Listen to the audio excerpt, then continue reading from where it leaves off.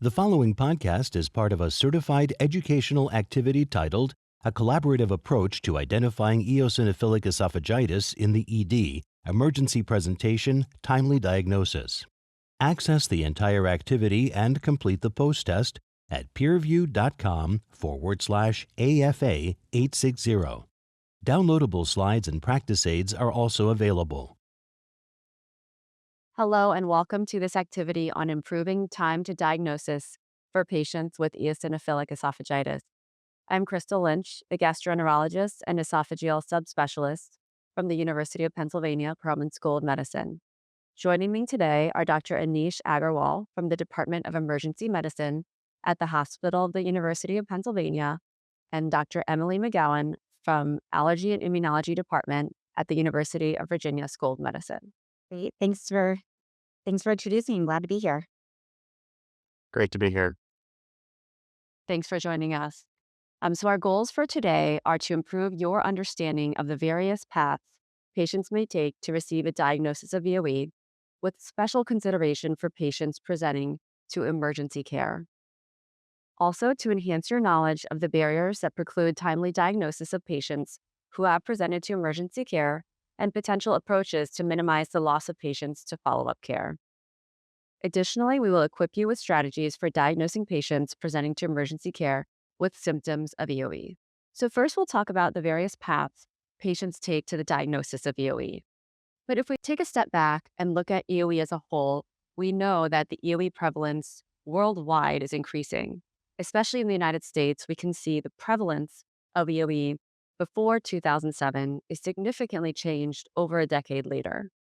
Here in this graph, you can see the prevalence of EoE per 10,000 inhabitants.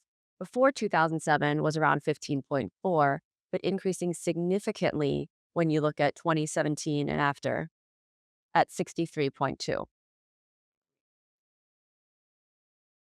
Overall, when you look at the epidemiology of EoE, we know that the majority of EoE cases are in children, adolescents, and adults 50 or younger, but it can affect patients of all ages. I actually have many patients who I have diagnosed after the age of 50 as an adult gastroenterologist, and unfortunately, these patients sometimes have misdiagnoses or misdiagnoses such that they were diagnosed with other disorders first. EoE is twice as common in males than females, and it can affect all sexes and races. So when we look at the EoE presentation in pediatric patients, it can be quite different from the presentation in adult patients. Pediatric patients can present with a variety of symptoms as seen in this graph here. We'll note feeding disorders, vomiting, abdominal pain, dysphagia or trouble swallowing, as well as food impaction where food is stuck in the esophagus and patients are unable to dislodge it. Patients who present with pediatric EoE also may have fallen off the growth curve or have decreased weight over time instead of the expected increase. And here we can see that the type of symptom may vary by age. Generally in children about 5 or less, you may see feeding disorders, between 5 and about 10, vomiting, and then as they get older, abdominal pain, as well as dysphagia and food impaction, which are the most common symptoms in adult patients. Unfortunately, a diagnostic delay in EoE is common. So the time between the patient's onset of symptoms of EoE and their actual diagnosis of EoE ranges anywhere from 1.2 to 3.5 years in children and 3 to 8 years in adults. So, as you can imagine on the extreme end, an adult may have symptoms for 8 years before actually being diagnosed and treated for this disorder. Findings from a study by Nick Shaheen of 705 patients with EoE really displayed this time gap impressively. So when you look at the spectrum of EoE patients from pediatric to adult, the median time from symptom onset to diagnosis was 1 year in children less than 11 years of age, 2 years in patients between 11 and 17 years of age, and 4 years in adults. And so we can see that this really increases as the patient age at diagnosis increases, which we do see in clinical practice as well. The presence of food allergy and atopic dermatitis in this study was associated with a more prompt diagnosis. And these findings are also more common in younger patient populations.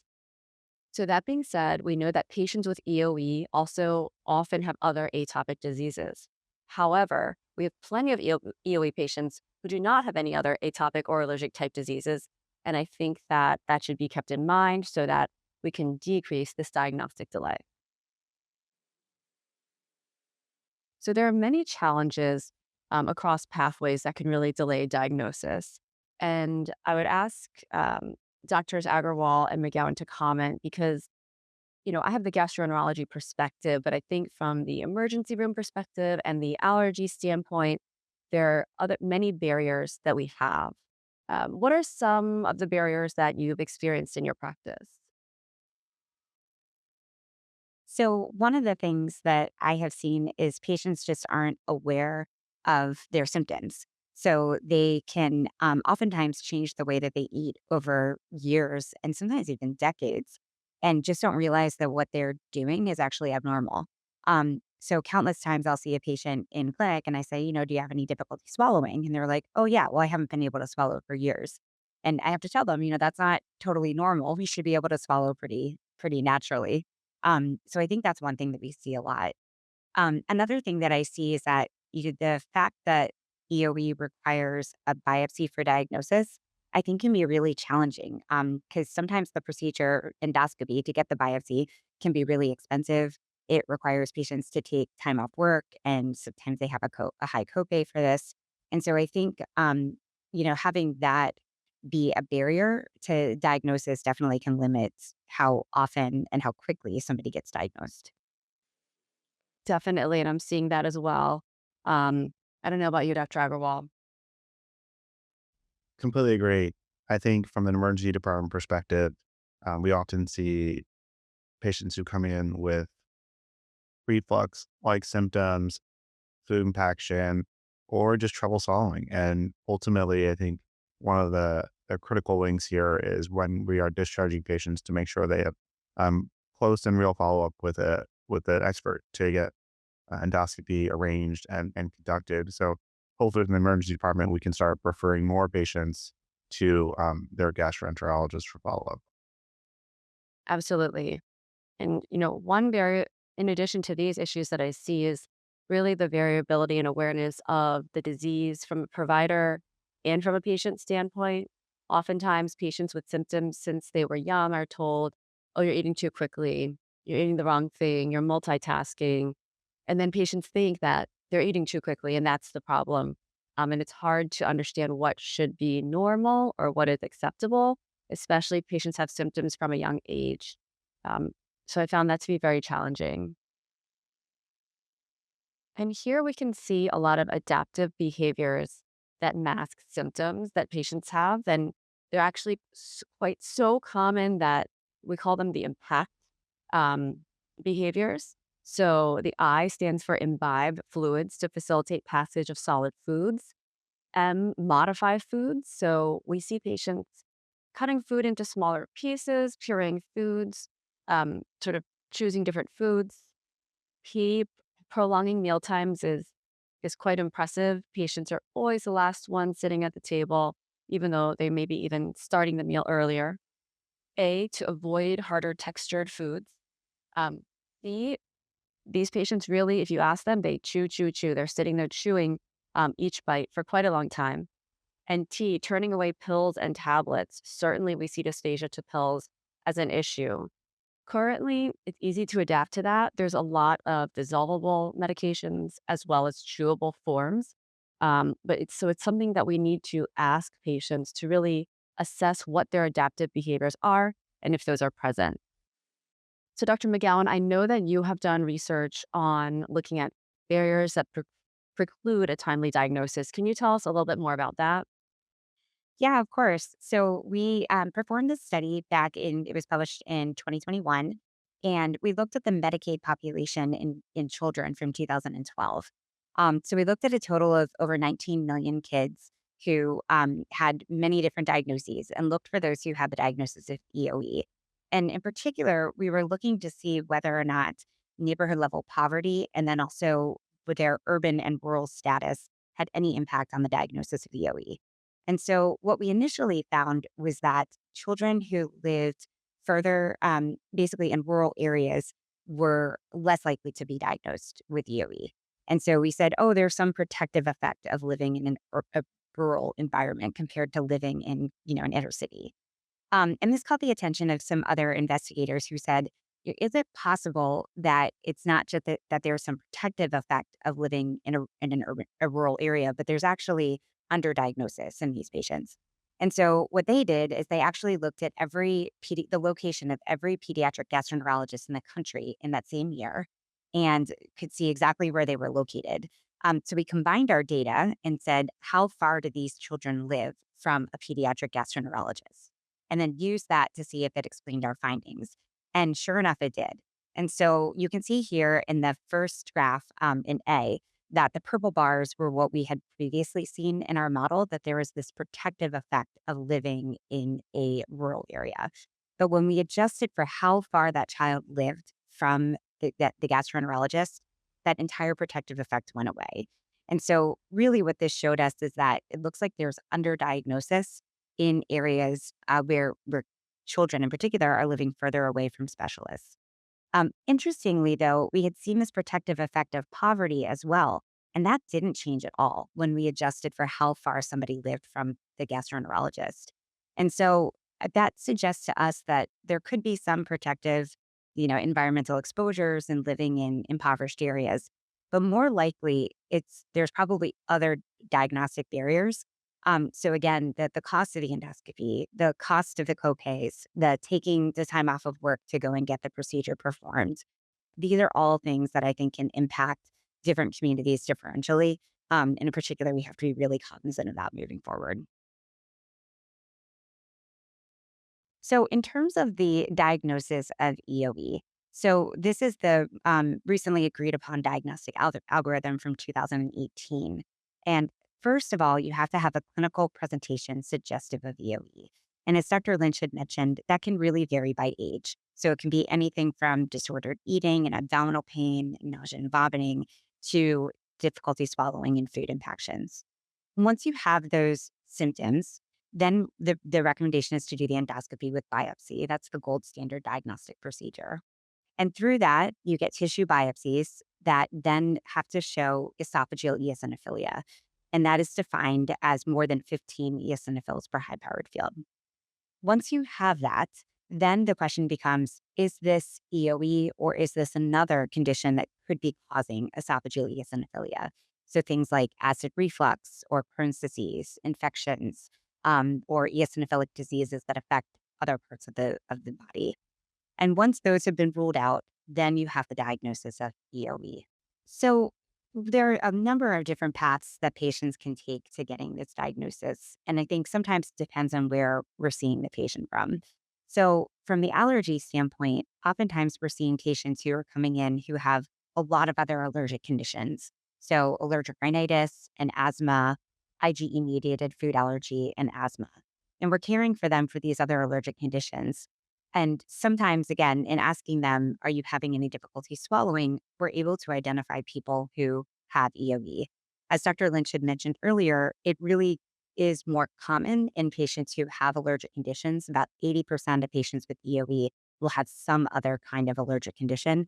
And so these in particular, I think, are very high-risk patients that allergists are seeing for other things and can identify by asking them specific questions about difficulty swallowing or belly pain, et cetera. And Dr. Lynch, what are the presentations that you typically see from the GI standpoint? I mean, one of my favorites is definitely from my allergy colleagues who are seeing these patients for other allergic diseases, like you're saying, but then asking, like the patients aren't offering, but my colleagues are asking, do you have, GERD that doesn't respond to PPI or, food sticking in your chest? Patients will rarely say, I have dysphagia. And if you ask them, are you choking on food? They'll say no, because they don't feel like they're choking, but they'll say, oh, I have food sticking in my chest. And then, I'll get the call from the allergist to see the patient. And then the other thing is largely in the adult population, patients with GERD. So, heartburn symptoms can be seen even without dysphagia in adult patients with EoE. And I think those patients are often missed because they don't have the classic dysphagia food impaction presentation. Um, and so we'll, PCPs will sort of pick up on that and refer those patients. But I definitely keep an eye on patients who present with GERD that really isn't responding as we would expect it to, or if these patients also have a lot of other comorbid allergic conditions, it's something I keep an eye out for. I think in children, the workup for non-specific GI symptoms is definitely something to keep an eye out for. Pickiness, children who aren't growing along the growth curve as expected from a GI standpoint, they should definitely be worked up. And Dr. Agarwal, how about from your standpoint, from the ED physician?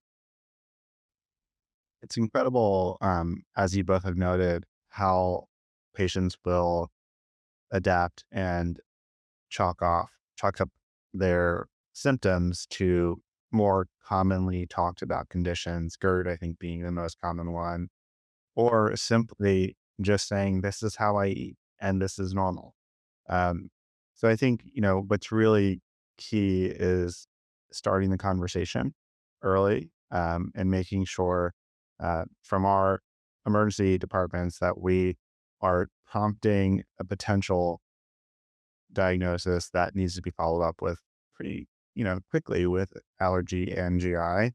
So many times we'll solve or address the food impaction and discharge a patient. We're seeing many patients being discharged from the ER with impaction, bolus, or reflux symptoms. And oftentimes they're just lost to follow up. So really starting that conversation early and having them follow up with the appropriate specialist. So we've talked a lot so far about some of the barriers to diagnosis, and I'd like to pivot a little bit to talk about some of the strategies that we could use to make this better moving forward.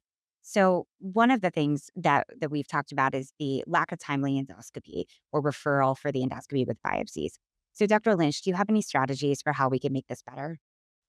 I mean, I think this is really important, and especially in the emergent setting when patients have acute food impaction removal, we need to remember to biopsy these patients and really have that index diagnosis or not.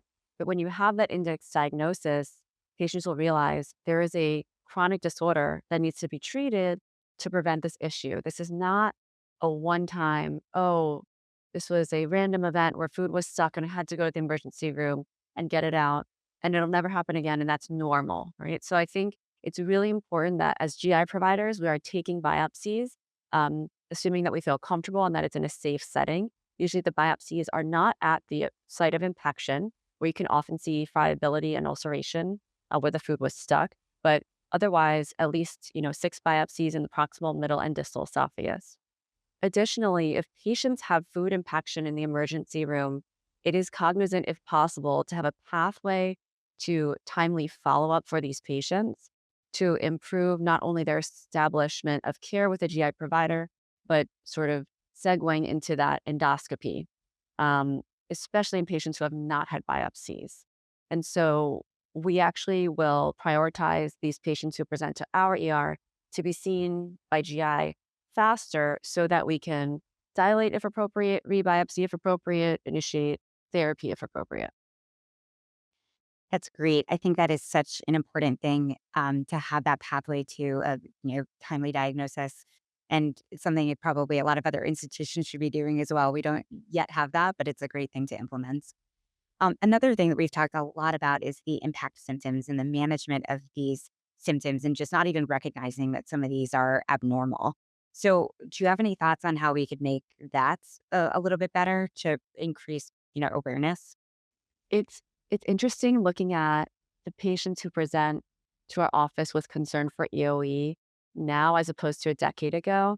I think because of the younger sort of because of the spectrum of age of this disease, we are seeing the influence of social media and the internet in diagnosis. So patients will come in, think they have EoE, have looked up a subspecialty provider, and then present to us.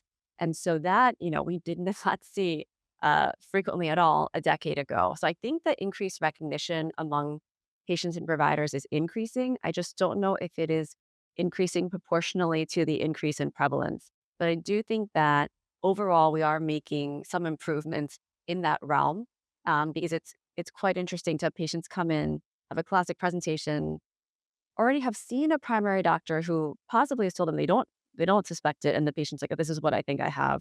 I have, looked online." Of course, my team has actually studied this. There are false things online. ChatGPT has some incorrect associations of EoE, notably one being the association of EoE with esophageal cancer, which is not true. So I think at the same time, we warn patients to be careful about doing their research online or using AI, and really to establish care with a provider. That's really interesting. So another thing that we've talked about is the patient's reluctance to undergo these invasive procedures and have an endoscopy. And I think in terms of moving forward with that, it would be incredibly helpful to have more access to some non-invasive diagnostic procedures. So one thing we really lack in this field is a biomarker. So a lot of studies have been looking at different biomarkers for EoE. And unfortunately, none of them really differentiate between somebody who has eosinophilic esophagitis and other allergic conditions like asthma or allergic rhinitis or food allergy. And as we've mentioned, so many of these patients have other allergic conditions. We really need something that can actively differentiate between those two. So I know there's a lot of work that's ongoing in this, and hopefully in the next decade, we'll be at a different place where we have that. The other thing too that we are starting to have are some more non-invasive monitoring devices. So the esophageal string test is a test that can be used at basically at different institutions. And in this test, the patient swallows a small capsule that has a nylon string, and they wait for about an hour and then take out the portion. They pull out the string and isolate the portion that's in the esophagus. And then you can send it to the lab to measure proteins that are associated with eosinophils. And so I think we're starting to see this being used more widespread, but it's not something that is, at every institution at this point. But again, hopefully that's something in the future that maybe could be a screening test, but it hasn't yet been validated in that sense either. And then finally, I think the last thing that we have that Dr. Lynch, you talked about a little bit already is the lack of awareness of EoE from both the patient and the clinician. And I think in many ways, I completely agree with you. I think our awareness is increasing. I think definitely among specialists, we're seeing this more, we're feeling more comfortable with diagnosing it. I think maybe one of the places where we can improve even more is with primary care physicians and also general pediatricians to kind of give them a little bit more information on what symptoms to really look out for in their population that then would prompt a referral to gastroenterology for further evaluation. Absolutely. So, speaking about the gastroenterologist, Dr. Lynch, can you tell us about the role of the gastroenterologist in improving our diagnosis of EoE? Absolutely. So, in my biased opinion, the gastroenterologist is the quarterback for these patients. We are critical because we need to perform procedures to confirm the diagnosis of EoE, as well as biopsies to assess for disease response to therapy. And lastly, for potential dilation or stretching of fibrotic areas in patients with these chronic inflammatory conditions. That being said, I also recognize the burden of endoscopy on patients. The patient first has to undergo an endoscopy to have the diagnosis. Then they're initiated on therapy.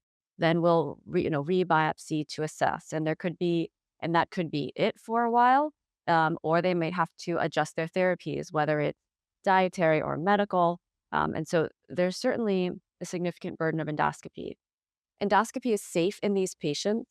There has been prior literature concerning for a higher rate of perforation in patients with EoE, especially those undergoing dilation. But recent studies have shown that in the outpatient setting, especially in patients already diagnosed with EoE who are on treatment for EoE, it is quite safe. The most common side effects of endoscopy are things like sore throat and chest pain. And in my clinical experience, especially the chest pain is higher in patients who are untreated or have significant inflammation. And I think that intuitively makes sense. So, along those lines, what do you think are the main roles of the allergist, Dr. McGowan, in these patients? Yeah, so I think as we previously discussed on this, I think one of the most important pieces is that the allergist is oftentimes seeing these patients for other allergic diseases. And so they oftentimes have a therapeutic relationship with the patient and sometimes from, early childhood into adulthood. So oftentimes these are long-standing relationships. And so I think the allergist, one of the primary pieces is that they're the ones in many cases who can identify these patients in their clinic. But as you had mentioned earlier, it's not just, are you having difficulty swallowing? It's, are you taking a really long time to chew? Are you the last one to get up at the table from the table? Are you always having to require liquids to drink while you're eating? It's these other subtle symptoms that we really should be probing and asking to see if they're having some adaptive behaviors. The other thing too with the allergist is that oftentimes some of these other allergic conditions can influence the presentation of EoE. So, in particular, a lot of patients with EoE will have worsening of their symptoms during certain seasons when they're exposed to pollen. And so, I think the allergist can also be really aggressive about treating these other allergic conditions through, treatments for allergic rhinitis or possibly even allergy shots, making sure that their asthma is controlled, just making sure that their overall allergic comorbidities are very well controlled, which I think also could have an impact on their EoE. So now we're switching gears to talk about improving the diagnosis for patients presenting to emergency care with EoE symptoms. So I'm going to turn this over now to my colleague, Dr. Agarwal. Thanks, Dr. McGowan. In many ways, a lot of the conversation has talked about the role of allergy and the role of GI, and how critical it is for patients and obtaining the appropriate diagnosis. Many emergency physicians may ask, where do we fall in this category? And the reality is we are critical in early activation of getting patients alerted to what can be going on and to connect them to allergy and GI.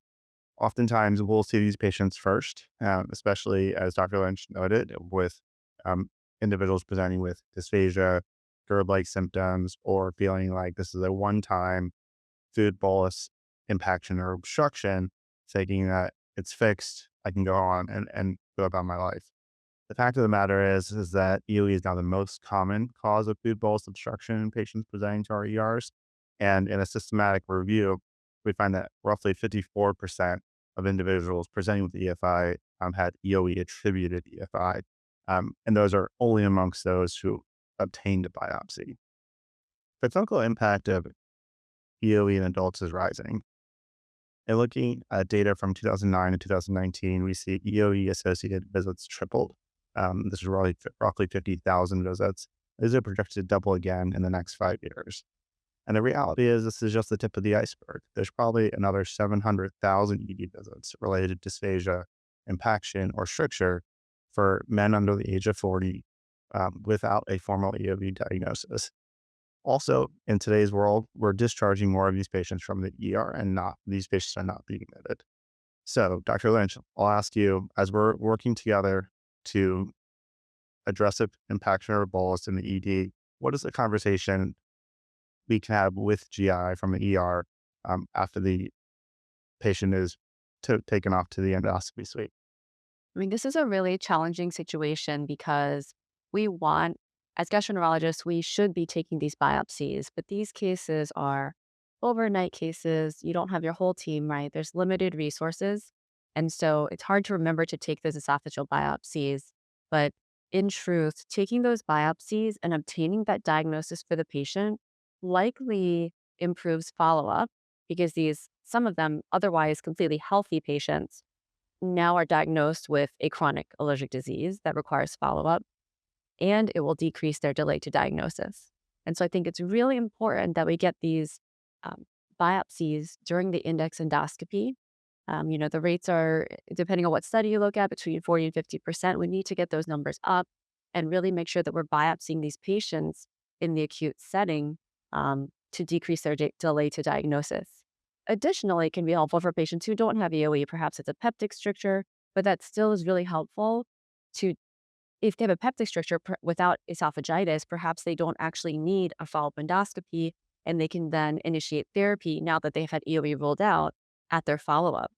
And so I think it's really critical to encourage providers to be taking these biopsies on the index endoscopy.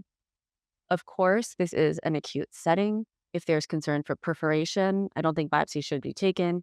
If there's concern for any sort of safety for the patient, and especially at the site where you may see ulceration or friability, the biopsy should not be taken. They should be taken in separate areas.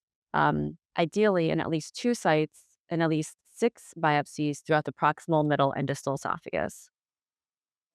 Well, that's fantastic to hear, and also can help us in the ER as we maybe are talking to patients about what to anticipate, and the potential follow-up really after, again, the acute impaction is dealt with, thinking about this as really just, again, the start of their therapy and start of their management. And I mean, Dr. McGowan, what do you think of these numbers? There's over 700,000 emergency department visits in men under 40 without an EoE diagnosis for dysphagia, food impaction, or stricture. Um, do you mostly see male patients? I mean, is this really truly tip of the iceberg here? What are your thoughts? Yeah, I love this study, and it's one of my favorite ones to reference because I think this is right. I mean, I really think that we are just seeing the tip of the iceberg, that the people who are coming to us with these symptoms, we're constantly seeing, they're male, they're typically Caucasian, but I don't know how many people are walking around with EOE that aren't being diagnosed, that aren't coming into care yet. And once we identify this entire iceberg and really find out the denominator of the people who have EOE, is it possible that that could actually change, or the demographics that we think of? I see a lot of women and young girls in my practice. I see a lot of non-Hispanic Blacks. I I feel like perhaps our understanding, of the demographics of EOE could potentially shift in some capacity, or at least we would have a better understanding once we get that underlying denominator. Oftentimes, patients will be sent home after their obstruction is dealt with, and these patients won't even go on to have a endoscopy or biopsy. So it's very critical that we send these patients appropriately to GI. I'll hand it back over to Dr. Lynch. So I agree. It's really tricky with these patients, and looking at these numbers of 938 patients who presented to the ER with EFI. The majority were sent home with no follow up, and only 7.2% went on to have endoscopy. You know, some of these patients haven't. If they have endoscopy in the ER, it's not the same as this routine outpatient endoscopy. It's it's a traumatic experience. They come in with this acute food stuck. They're rushed to, this endoscopy in this sort of very stressful state. And so the last thing they want is to have another endoscopy, right? As an outpatient, the last thing they want is to see us. And so there's many barriers here. But when we look at the data and those who actually had macroscopic evidence of inflammation, only about 36% of patients had the correct number of biopsies taken to actually technically rule out EoE. And 1.6% of patients actually demonstrated histologic evidence of EoE, and the majority of which were male in this study. So as you can see in these patients with acute food bolus impaction, having the biopsy rate improve and increase would help decrease the delay to diagnosis. And so looking at this study by Red and colleagues, their goal was to improve the biopsy rate and appropriate follow-up at their large academic center. And pre-endoscopy, they had a smart phrase they would use and a sort of checklist to ensure there were supplies to take these biopsies.